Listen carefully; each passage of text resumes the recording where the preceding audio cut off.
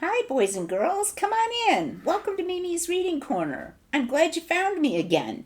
We're going to continue our reading today about Jacob and see what happens to him from where we left off last time. But before we do, I just want to make mention to the grown-ups who are watching with you.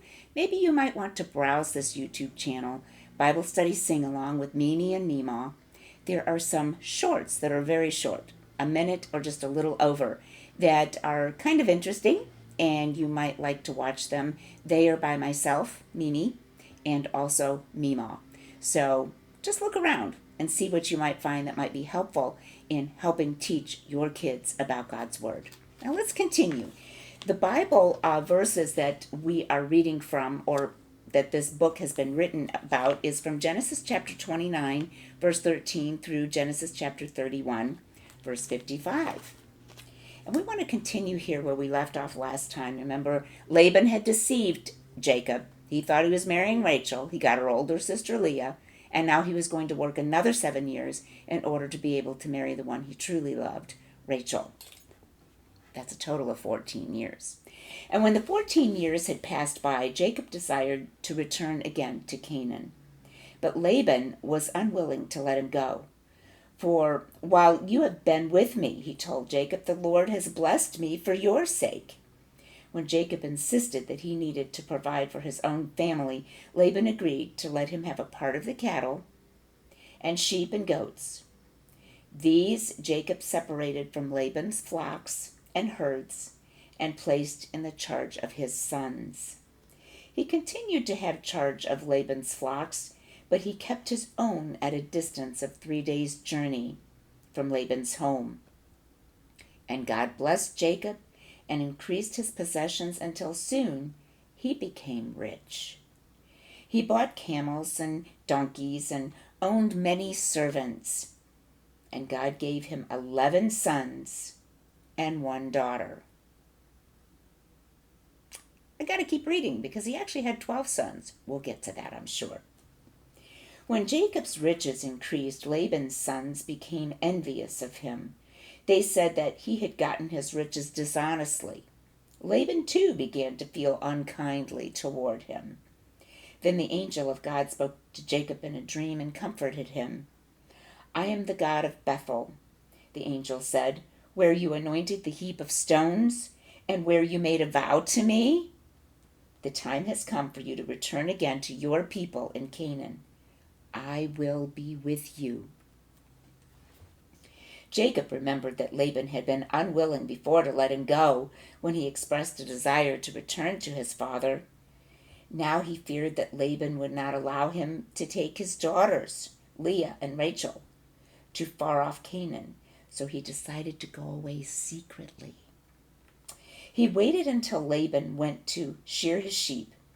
Then he called Leah and Rachel out into the field and told them that their father no longer felt kindly toward him.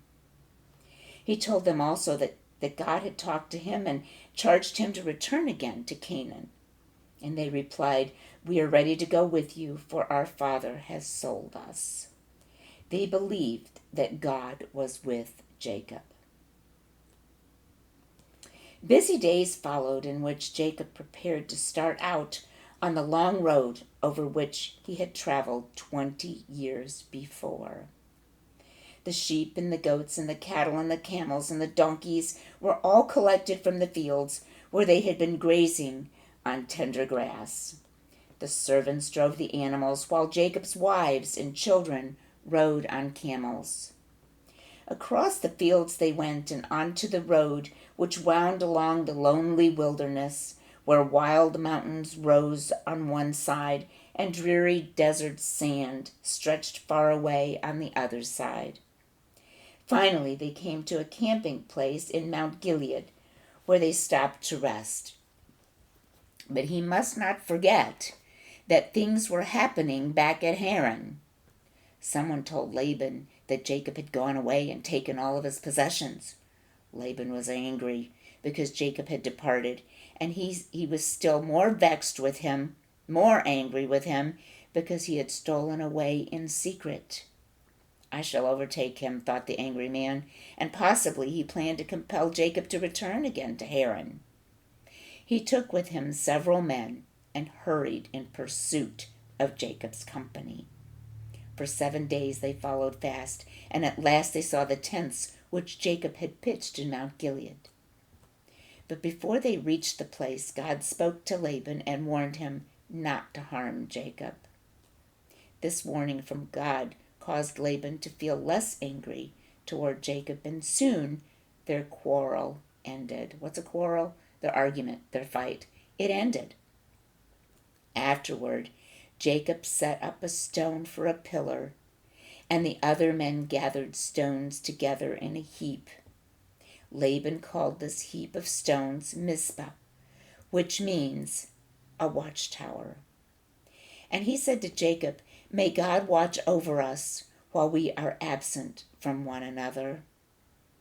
Then bidding his daughters and their children an affectionate farewell, he turned back toward his home at Haran, leaving Jacob and his family to continue their journey toward Canaan. And that's what they do. The story doesn't end here, so we're going to stop it here for today.